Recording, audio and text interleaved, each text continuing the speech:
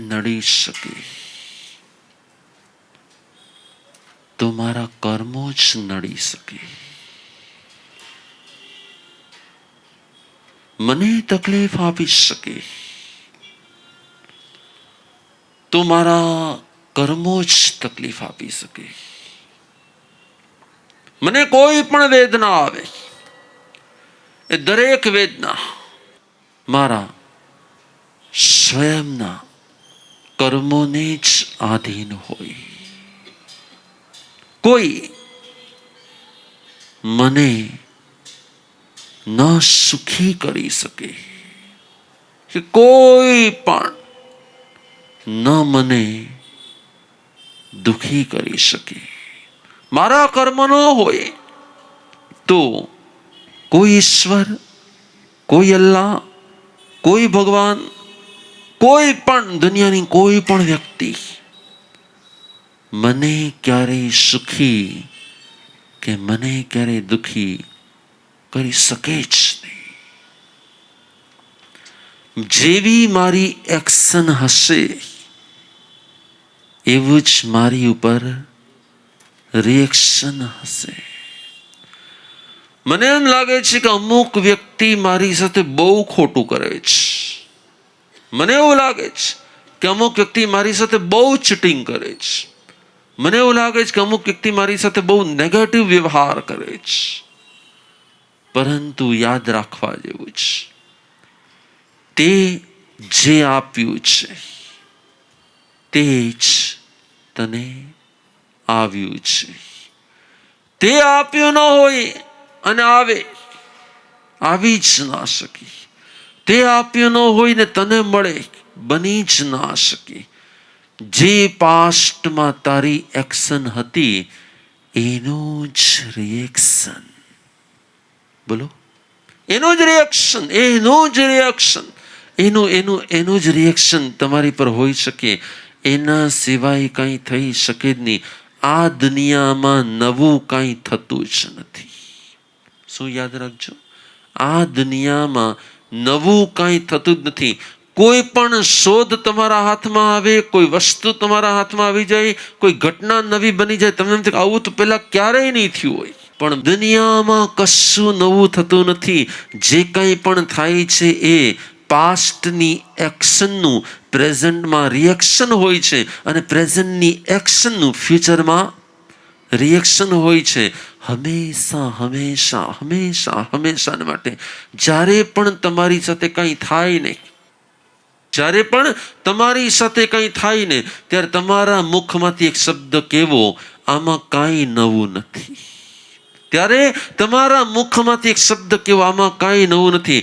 કોઈ તમને ખીજાય ને તો પણ યાદ રાખો આમાં કાંઈ નવું નથી. પહેલા તમે ખીજાણા હતા ને એટલે હવે તમને કોઈ ખીજાઈ રહ્યું છે. કોઈ તમારી પર ગુસ્સો કરે ને તમારા મુખમાંથી એક શબ્દ નીકળ્યો છે, આમાં કાંઈ નવું નથી. આ પહેલા પણ બની ચૂક્યું છે. પહેલા મેં કોઈકની સાથે કર્યું હશે એટલે અત્યારે મારી સાથે થઈ રહ્યું છે. જ્યારે પણ તમારી ઉપર કદાચ કોઈ સંપત્તિનો વરસાદ વરસી જાય, તમને બહુ નફો મળી જાય, કોઈ બિઝનેસને બહુ સફળતા મળી જાય, બહુ બધી સફળતા મળી જાય, તમે ક્યારે એમ નહીં કહેતા હા એકદમ સરસ થઈ ગયું, આમાં પણ કંઈ નવું નથી. આવું પણ પહેલા અનેકો વાર બોલો દુનિયામાં જેટલું પણ થાય છે, દુનિયામાં કાંઈ પણ થાય છે, જેટલું પણ થાય છે ને બધું જ પાસ્ટમાં થયેલું હોય અને થયેલું જ હોય. આજ માનો કે કોઈ બકરી કપાઈ રહી છે તો એની સાથે પણ નવું કંઈ નથી થતું. એને પણ કોઈને અસાતા આપી છે ને એટલે એને અસાતા આવી છે. તમને એમ થાય કે ના મને હમણાં બહુ સુખ છે, બહુ સગવડતા છે. તમે કોકને સુખ કે સગવડતા આપી હતી ને એનું રિએક્શન આવ્યું છે એટલે તમને પણ તે સુખ સગવડતા મળે છે. જેવું તમારું પુણ્યનું સ્ટોક ખલાસ એટલે તમારી પાસે રહેલી બધી સગવડતા પણ ખલાસ. જેવો તમારો પુણ્યનો ફરી પાછો સ્ટોક કામ કરતો થઈ જાય એટલે ફરી પાછું તમારી પાસે બધું જ આવી જાય. એક વખત બિઝનેસમાં 200 કરોડ ગુમાવ્યા પણ હોય તો ફરી પાછા 200 કરોડ શું થઈ શકે? આવી પણ શકે છે. કેમ? તમારી સાથે તે જ થઈ રહ્યું છે જે પાસ્ટમાં તમારી એક્શનનું આજ શું છે? રિએક્શન છે. એટલે આ કર્મના સિદ્ધાંતને મારે વારંવાર સમજવો છે. કદાચ માનો કે તમારી આંખ થોડા વર્ષ સુધી બધું જોઈ શકે છે અને હવે અચાનક આંખમાં કંઈક પ્રોબ્લેમ થયો અને તમને દેખાતું બંધ થઈ ગયું. કેમ બંધ થઈ ગયું? કેટલાય માજીને કેટલાય માળીને 90 વર્ષે 95 વર્ષે પણ સ્પેક્સ ના આવ્યા હોય ને એવું. અને કેટલાને આપણે જોઈએ છે 12-13 વર્ષનો બાબુ હોય કે 7 વર્ષનો બાબુ હોય અને તરત શું આવી જાય? ભગવાન કહે છે તારી સાથે જે બને છે એમાં કંઈક ને કંઈક રીઝન છે. કોઈને રીઝન માનવું ને એ તારી અજ્ઞાનતા છે અને કર્મોને રીઝન માનવું ને એ તારું જ્ઞાન રહેલું છે. અને હંમેશા એક વસ્તુ યાદ રાખજો, કોઈ પણ પરિસ્થિતિ છે ને જેવા આપણે અકળાઈ જઈએ ને, મોટા ભાગે કોઈ પણ પરિસ્થિતિ આપણને એક્સેપ્ટ થાય કે અકળાવતી હોય. કોઈ પણ પરિસ્થિતિમાં આપણે મોટા ભાગે શું થઈ જતા હોય છે? અકળાઈ જતા હોય છે. પરંતુ એ પરિસ્થિતિ પણ તારા પાસ્ટનું પરિણામ છે કે નવું કાંઈ છે? બોલો. એ પણ તારા પાસ્ટનું જ પરિણામ છે. એક વખત આપણે કર્મને સમજી લઈએ ને તો ઓટોમેટિક દરેક પરિસ્થિતિમાં ધર્મ થવા લાગે. એક વખત કર્મોને સમજી લઈએ ને તો દરેક પરિસ્થિતિમાં ધર્મ થવા લાગે. કેમ? તો કે ધર્મની વ્યાખ્યા છે ક્ષમતા. ધર્મની વ્યાખ્યા છે ક્ષમતા. અને ક્ષમતા શેમાંથી આવે? તો કે ક્ષમતા સહન કરવાથી ના આવે, ક્ષમતા સમજ શક્તિમાંથી આવે. સહન શક્તિમાંથી ક્ષમતા ના આવે, સમજ શક્તિમાંથી ક્ષમતા આવે. અને સમજ એક જ હોય છે. જેમ જેમ કર્મોની સમજ આવતી જાય ને, જેમ જેમ કર્મોની સમજ આવતી જાય ને એટલે દરેક પરિસ્થિતિનો આપણે શું કરવા લાગશું? આજે સૌથી મોટો પ્રોબ્લેમ હોય તો શું છે? આજે કોઈ પણ મોટો પ્રોબ્લેમ હોય તો સૌથી મોટો પ્રોબ્લેમ શું છે? આપણને કોઈ પણ સિચ્યુએશન, કોઈ પણ પરિસ્થિતિનો અંદરમાંથી બોલો શિકાર થતો નથી. કોઈ પણ પરિસ્થિતિનો આપણી અંદરમાંથી શિકાર થતો નથી. કોઈ પણ પરિસ્થિતિમાં આપણે ક્યાંક ને ક્યાંક પ્રતિકાર કરતા હોય છે. અને અનુકૂળતાનો પ્રતિકાર વધારે કરીએ છીએ કે પ્રતિકૂળતાનો પ્રતિકાર વધારે કરીએ છીએ? તમને શું ગમે? બધી ફેસિલિટી હોય તો ગમે કે બધા પ્રોબ્લેમ હોય તો ગમે? ફેસિલિટી વધારે ગમે કે પ્રોબ્લેમ વધારે ગમે? જેમ જેમ પ્રતિકૂળતા તમારી પર આવતી જાય છે એમ એમ તમારી અંદરની ક્ષમતા વધતી જાય છે. અને જેમ જેમ અનુકૂળતા તમને મળતી જાય છે ને એમ એમ તમે અંદરમાંથી વીક થતા જાઓ છો. કેમ? ચેલેન્જ હોય ને, પ્રતિકૂળતા હોય ને ત્યારે તમારી શક્તિ, તમારું સામર્થ્ય એ વિકાસ પામે. અને જ્યારે પ્રતિકૂળતા હોય, કોઈ પણ જાતનું કાંઈ ન હોય તો શું થાય? તમારી સામે શું હોવું જોઈએ? અનુકૂળતા વધારે હોવી જોઈએ કે પ્રતિકૂળતા વધારે હોવી જોઈએ? શું વધારે શું હોવું જોઈએ? અનુકૂળતા વધારે હોવી જોઈએ. અને એવરી ટાઈમ જ્યાં પણ જશો ત્યાં તમે ગોતો જશે ને અનુકૂળતાને કે પ્રતિકૂળતાને? અનુકૂળતાને. પણ જેમ જેમ અનુકૂળતા આવતી જશે એમ એમ તમે અંદરમાંથી તમે ચેક કરજો, વીક પડતા જશો. અને જેમ જેમ પ્રતિકૂળતા આવશે ને એમ એમ તમે અંદરમાંથી સ્ટ્રોંગ થતા જશો. પણ આપણી ખોટ એ છે કે અનુકૂળતા આપણને બહુ પ્રિય છે અને પ્રતિકૂળતા આપણને બહુ પ્રિય. પરંતુ ભગવાન કહે છે અનુકૂળતા એ પ્રતિકૂળ કર્મોના બીજ વાવે છે. અનુકૂળતા એ પ્રતિકૂળ કર્મોના બીજ વાવે છે અને પ્રતિકૂળતા એ અનુકૂળ કર્મોના બીજ વાવે છે. પ્રતિકૂળતામાં પુણ્યનો બંધ વધારે થાય કે અનુકૂળતામાં પુણ્યનો બંધ વધારે થાય? તમારા ગુડલક શેમાં વધારે બને? બોલો. પ્રતિકૂળતામાં ગુડલક વધારે બની શકે કે અનુકૂળતામાં ગુડલક વધારે બની શકે? અનુકૂળતાને તમે જેમ જેમ ભોગવો એમ એમ ભોગવટો તમારા પ્રતિકૂળતાના કર્મોને વધારી દે, અને પ્રતિકૂળતાને તમે જેમ જેમ સહન કરો ને એમ એમ તમારા અનુકૂળતાના કર્મ વધતા જાય. બોલો, કર્મો અને અનુકૂળતા અને પ્રતિકૂળતા, આ ત્રણ શબ્દોને બહુ સમજવા જેવા છે. આજની થોડીક અનુકૂળતા અને એ અનુકૂળતાથી જે કર્મ બંધાય છે, એ અનુકૂળતા વખતે તમે જે કંઈ પાપ કરો છો, તો એ અનુકૂળતા વખતે તમે જે કંઈ ભોગવટો ભોગવો છો, એ અનુકૂળતાને તમે જેટલી ભોગવો છો, અનુકૂળતાને ભોગવવી એટલે પાપ બંધાય છે. અને જેટલા પાપ બંધાય છે તે અલ્પ બંધાય છે કે અધિક બંધાય છે? અનુકૂળતા અલ્પ હોય છે અને કર્મ બંધન અધિક હોય છે. પ્રતિકૂળતા અલ્પ હોય છે અને તેમાં બંધાતા પુણ્ય તે અધિક હોય છે. અલ્પકાળની પ્રતિકૂળતા અને અલ્પકાળની અનુકૂળતા તમારા માટે બેમાંથી લાભદાયી શું છે? કોઈ તમને એમ પૂછે કે બેમાંથી લાભદાયી શું? અનુકૂળતા લાભદાયી છે કે પ્રતિકૂળતા લાભદાયી છે? બેમાંથી લાભદાયી શું? તમારી માટે ફ્યુચર માટે લાભદાયી શું છે? અનુકૂળતા કે પ્રતિકૂળતા? પ્રતિકૂળતા. પરંતુ પ્રતિકૂળતા ગમે એટલી લાભદાયી હોવા છતાં પણ આપણને ગમે છે શું? અનુકૂળતા ગમે છે કે પ્રતિકૂળતા ગમે છે? જેટલા પણ મહાપુરુષો બની ગયા ને, જેટલા આ જગતની અંદર ગોડ લેવલ પર પહોંચ્યા કે મહાપુરુષના લેવલ પર પહોંચ્યા, એ દરેકની લાઈફમાં અનુકૂળતાથી મહાનતાનું સર્જન થયું કે પ્રતિકૂળતાથી મહાનતાનું સર્જન થયું? શેનાથી થયું? જેટલા પણ આ જગતના શ્રેષ્ઠ પુરુષો બન્યા, જેટલા પણ મહાપુરુષો બન્યા, ચાહે મહાવીરને જુઓ, ચાહે બુદ્ધને જુઓ, ચાહે જીસસને જુઓ, ચાહે કોઈ પણને તમે જુઓ, એની લાઈફમાં અનુકૂળતા વધારે હતી કે પ્રતિકૂળતા વધારે હતી? તો કે એની લાઈફમાં પ્રતિકૂળતા વધારે હતી, પરંતુ એ પ્રતિકૂળતાએ એના જબરજસ્ત ગુડલક ઊભા કરી દીધા અને અનુકૂળતાએ જબરજસ્ત બેડલક ઊભા કરી દીધા. એટલે આપણે શું સમજવાનું છે? ચેક કરો.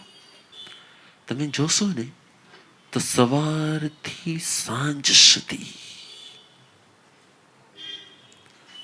તમે ચેક કરશો ને, એટલે સવારથી સાંજ સુધી તમે જે કંઈ પણ કરો છો ને, તે અનુકૂળતાને મેળવવાનો પ્રયત્ન કરો છો કે પ્રતિકૂળતાને મેળવવાનો પ્રયત્ન કરો છો? વાઈફ અનુકૂળ ગમે છે કે પ્રતિકૂળ ગમે છે? એ પણ અનુકૂળ ગમે છે. અને જો એની પ્રતિકૂળતા વધી જાય તો ગમે છે કે નથી ગમતું? નથી ગમતું. સમજવાનું એ છે, તમારી આસપાસમાં જો આજે અનુકૂળતા વધારે છે ને, તો કાલે પ્રતિકૂળતા વધારે છે.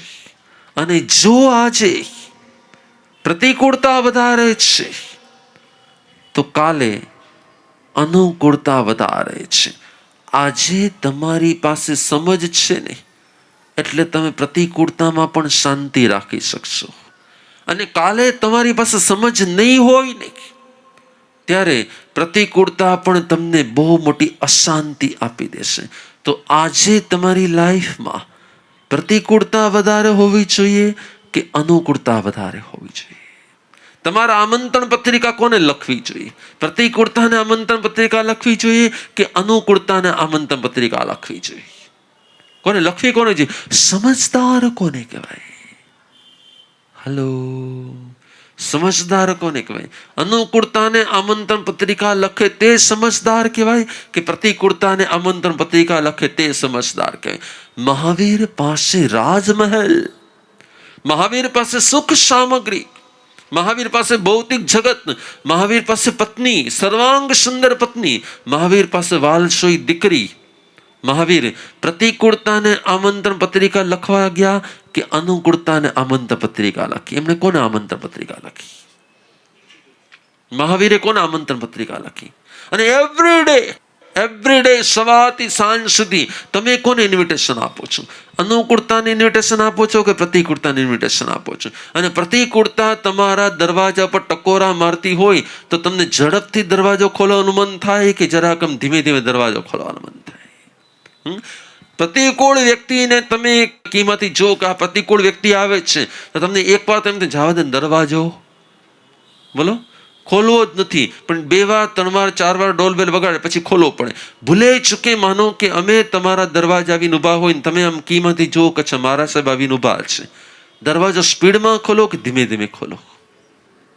સ્પીડમાં ખોલી નાખો, પણ ભૂલે ચૂકે પણ તમે કીમાંથી જો કે હસબન્ડ બરોબર બહારથી ઘર આવી રહ્યો છે, શું કરો? ધીમે ધીમે દરવાજો ખોલો કે ઘરમાં પહેલા કંઈક સરખું કરવું કરી લે પછી દરવાજો ખોલો કે તરત દરવાજો ખોલી નાખો? અને એમાં પણ જો દરવાજો ખોલવામાં વાર થઈ હોય, જેમાં પણ જો દરવાજો ખોલવામાં વાર થઈ હોય તો તમારી વ્યક્તિ તમારી ઉપર શું કરે? તરત જ અવાજ આવે કે ના આવે? શેનો અવાજ આવે? કેમ આટલી વાર લાગી? પ્રશ્નો ચાલુ થઈ જાય કે ના થઈ જાય? મારું તમને ખાલી એટલું જ કહેવું છે કે આજ દિન સુધીમાં દરેક વ્યક્તિએ પત્રિકા લખી હોય તો કોને લખેલી છે? પરંતુ યાદ રાખજો, સુખનો દરેક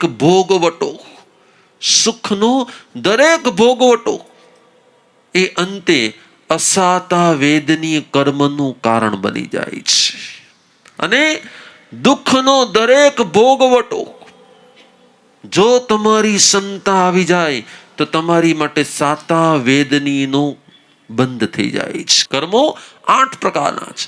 એ જ્ઞાનનું આવરણ કરે. કયું કર્મ છે? જ્ઞાનાવરણીય. દર્શનનું આવરણ કરે, દર્શનાવરણીય.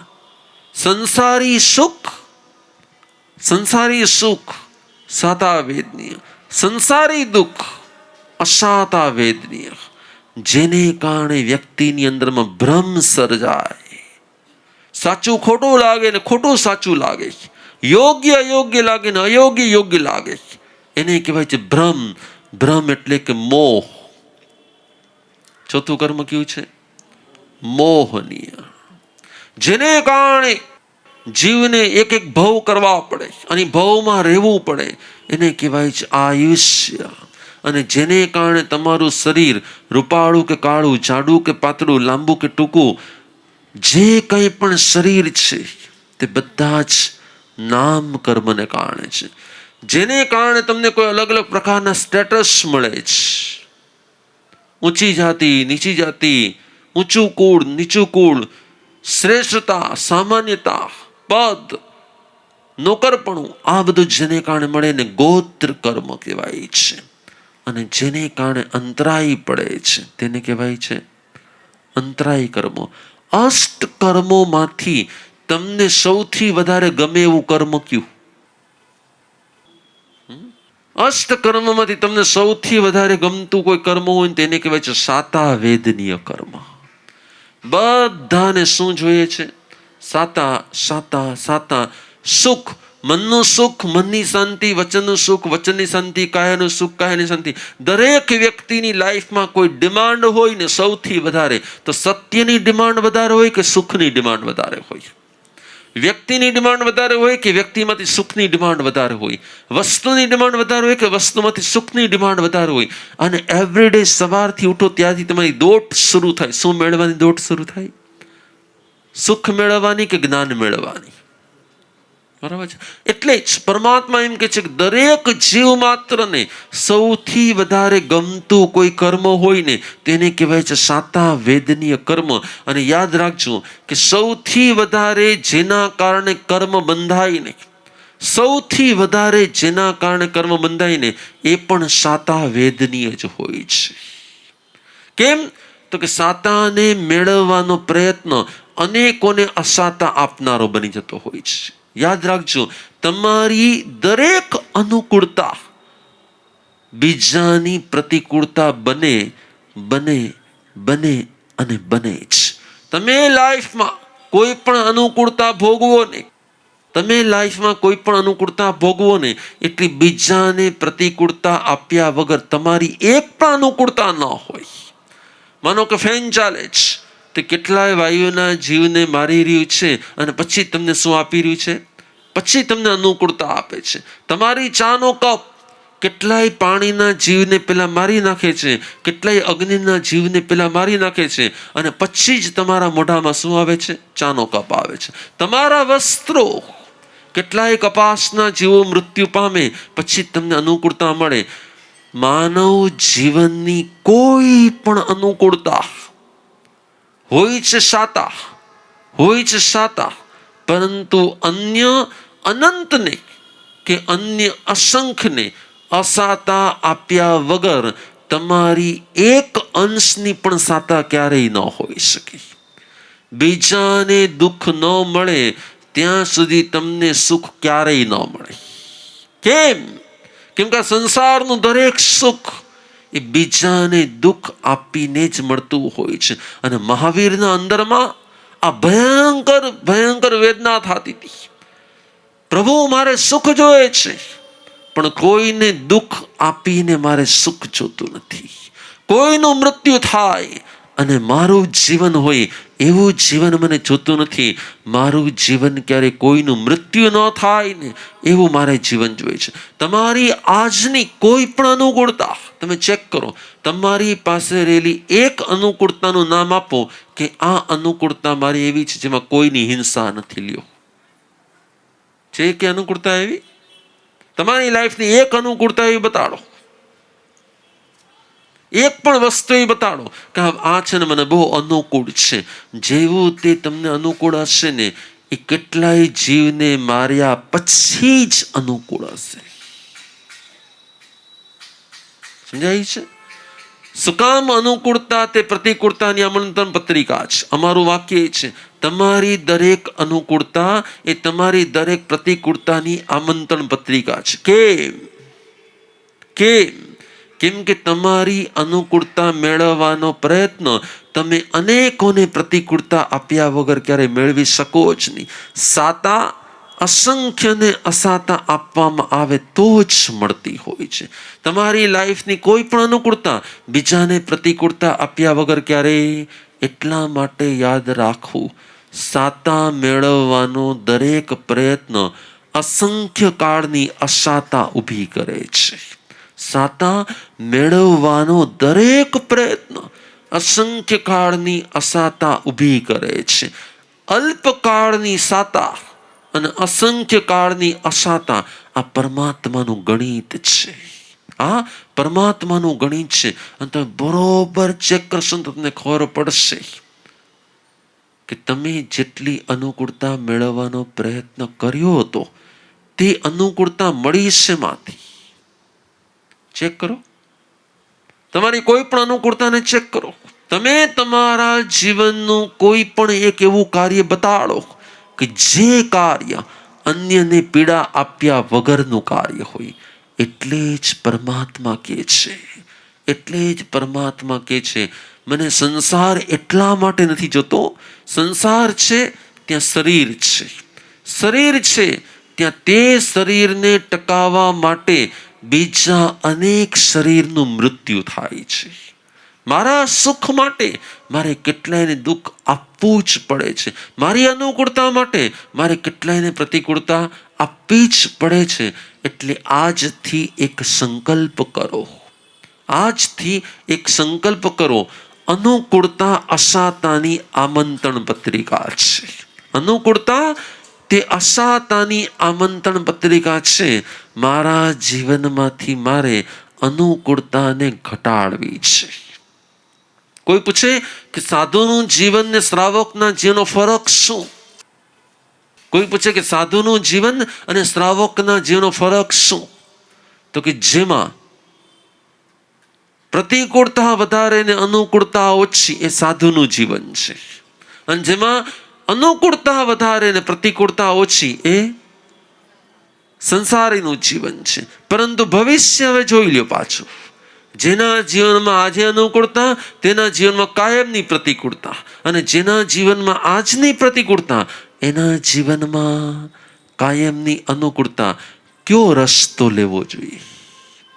આજની અનુકૂળતા અને કાયમની પ્રતિકૂળતા કે આજની પ્રતિકૂળતા અને કાયમની અનુકૂળતા રસ્તો કયો લેવો છે? વાણીઓ કોને કહેવાય? જે લાંબુ જોવે વાણીઓ કહેવાય કે ટૂંકું જોવે વાણીઓ કહેવાય? આજનું દુઃખ ને કાયમનું સુખ ને આજનું સુખ અને કાયમનું દુઃખ, રસ્તા બે છે. તમારી પર આધાર છે તમારે કયો રસ્તો લેવો છે. આજે સુખ, સગવડતા, પ્રેમ, અનુકૂળતા, આનંદ બધું બહુ મળશે અને કર્મ બંધ પછી છેલ્લે પ્રતિકૂળતા આવશે. અને આજે થોડીક પ્રતિકૂળતા અને પછી છેલ્લે અનુકૂળતા આવશે.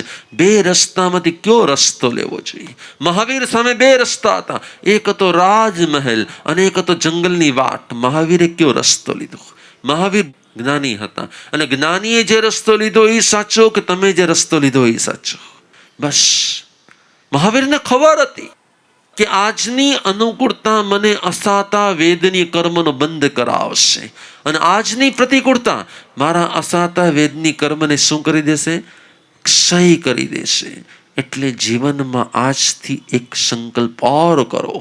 શેનો સંકલ્પ? મારી લાઈફમાં અનુકૂળ વસ્તુ અને વ્યક્તિને ધીરે ધીરે શું કરવી છે? ઘટાડવી છે.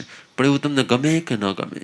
પ્રતિકૂળ વ્યક્તિ તમારી આસપાસમાં હોય તો તમે આનંદમાં રહ્યો કે અનુકૂળ વ્યક્તિ તમારી આસપાસમાં હોય તો તમે આનંદમાં રહ્યો? શેમાં આનંદમાં રહેશો? ગુરુ અમને તો અનુકૂળ વ્યક્તિ હોય તો જ. પણ તમે હો કે અમે હો, પ્રતિકૂળ વ્યક્તિ આપણને હંમેશા માટે ગમતી નથી અને અનુકૂળ વ્યક્તિ હોય તે ગમ્યા વગર. પણ અનુકૂળ વ્યક્તિમાં આપણી આસક્તિ અંતે આપણને અસાતાનું આમંત્રણ અપાવી દે છે અને પ્રતિકૂળ વ્યક્તિમાં આપણી ક્ષમતા એ અંતે આપણી અસાતાને ક્ષય કરાવી દે છે. એટલે કર્મના ગણિત જેને સમજાઈ જાય ને, કર્મોના ગણિત જેને સમજાઈ જાય ને, એ હંમેશા માટે શોર્ટકટ જોશે કે લોંગ જોશે? આપણે શું જોઈએ છે? આજનું સુખ, આજની અનુકૂળતા, આજે અનુકૂળ વ્યક્તિ, આજે અનુકૂળતા. પણ ભગવાન કહે છે કે આજની અનુકૂળતા એ કાયમની પ્રતિકૂળતા છે અને આજની પ્રતિકૂળતા તે કાયમની અનુકૂળતા છે. આજથી શું કરવું જોઈએ? તમારા ઘરમાં મોટું બોર્ડ મારી દો. શેનું બોર્ડ મારી દો? મારી અનુકૂળતા મારી પ્રતિકૂળતાની આમંત્રણ પત્રિકા છે અને મારી પ્રતિકૂળતા એ મારી અનુકૂળતાની આમંત્રણ પત્રિકા છે. જગતના દરેક જીવને સાતા પ્રિય છે અને અસાતા અપ્રિય છે, પરંતુ સાતા પામવાનો દરેક પ્રયત્ન એ અસાતાને આમંત્રણ આપે છે અને અસાતાને સહન કરવાનો દરેક પ્રયત્ન અંતે સાતા આપે છે. જો તમને સાતા ગમતી હોય તો અસાતાને સહન કરી લ્યો. અસાતાને દૂર કરવા જશો ને એટલે તરત જ પાછી શું આવવાની છે? બે પાગલ હતા અને બે જણા જઈ રહ્યા હતા નાવમાં બેસીને અને નાવમાં કાણું પડી ગયું. કાણામાંથી શું આવતું હતું? પાણી આવતું હતું. એક પાગલે બીજા પાગલે, અરે ભાઈ બહુ પાણી આવે છે, શું કરશું? કાંઈ વાંધો નહીં, એક કામ કર, એક કાણું છે એમાંથી પાણી આવે છે ને, બીજું હોલ પાડી દે, આવશે એમાંથી. પણ બીજું હોલ પાડવાથી, બીજું કાણું પાડવાથી પાણી વધશે કે ઘટશે? એમ એક અસાતાને દૂર કરવાનો તમે જે પ્રયત્ન કરશો એમાંથી બીજી અસાતા આવશે કે ઘટશે? ભગવાન કહે છે અસાતાને દૂર કરવાનો દરેક પ્રયત્ન અંતે અસાતાને આમંત્રણ હોય છે. અસાતાને દૂર કરવાનો દરેક પ્રયત્ન અંતે છેલ્લે અસાતાને જ આમંત્રણ હોય છે. આપણે શું કરવું એ આપણે જ નક્કી કરવાનું છે. બહુ વિચારશો તો ખબર પડશે કે કર્મો આપણને હરેક પગલે, હરેક પ્રસંગે, હરેક ક્ષણે, જીવનના દરેક પ્રસંગે કર્મો આપણને ઇફેક્ટ કર્યા જ કરે છે. જે ધાર્યું હોય થતું જ નથી, ન ધાર્યું હોય ને એવું સામેથી આવ્યા વગર રહેતું જ નથી. વિચાર્યું હોય છે કાંઈક, બને છે કાંઈક, થાય છે કાંઈક અને આપણે હંમેશાને માટે વિચારમાં પડી જઈએ છીએ, આમ કેમ થયું? મારી સાથે આવું જ કેમ થયું? મેં તેનું કાંઈ બગાડ્યું નહોતું, મેં એની સાથે કાંઈ કર્યું હતું, તોય મારી સાથે આવું કર્યું. યાદ રાખજો, બગાડ્યા વગર ક્યારેય બગડતું જ નથી. તમે ક્યારેક બગાડ્યું હતું એટલે જ આજ બગડ્યું છે. તમે ક્યારેક સુધાર્યું હોત તો આજે તમારું પણ. એટલે આજે હું એક જ નિર્ણય કરી લઉં, મારે કોઈનું બગાડવું નથી. કેમ કે હું કોઈનું બગાડતો નથી. છેલ્લે હું મારું પોતાનું જ બગાડું છું. અને આજે જો હું કોઈનું કંઈ સુધારતો હોઉં ને, તો એનું સુધારતો નથી, ખરેખર હું મારું ભવિષ્ય સુધારું છું. એટલે થાય એટલું કોઈને આપણે સહાયક બનવું છે. થાય એટલી કોઈને આપણે સાતા આપવી છે. થાય એટલું કોઈને આપણે અનુકૂળ થવું છે. થાય એટલું આપણે એની સાથે એકદમ અનુકૂળ થઈને રહેવું છે. ન થાય તો મારે કોઈને પ્રતિકૂળતા આપવી. આજે હું પ્રતિકૂળતા આપું છું. મારે મંત્ર યાદ રાખવાનો છે, જે આપું છું તે જ આવે છે. જે આપીશ તે જ આવવાનું છે. મારે શું આપવું કે શું ન આપવું એ મારે નિર્ણય કરવાનો છે. આ કર્મોના સબ્જેક્ટને ધીરે ધીરે સમજતા આપણા મનનું આપણે એક એવું સમાધાન કરવું છે, જેના દ્વારા કોઈ પણ પરિસ્થિતિમાં ગુનેગાર કોઈ ન હોય. ગુનેગાર મારા કર્મો હોય, અને મારા કર્મોનો કરતા હું સ્વયં છું, અને મારા કર્મોનો ભોગતા પણ હું સ્વયં છું. આ ભાવોને અંતરમાં રાખશું તો અવશ્ય મેં શાંતિ અને સમાધિને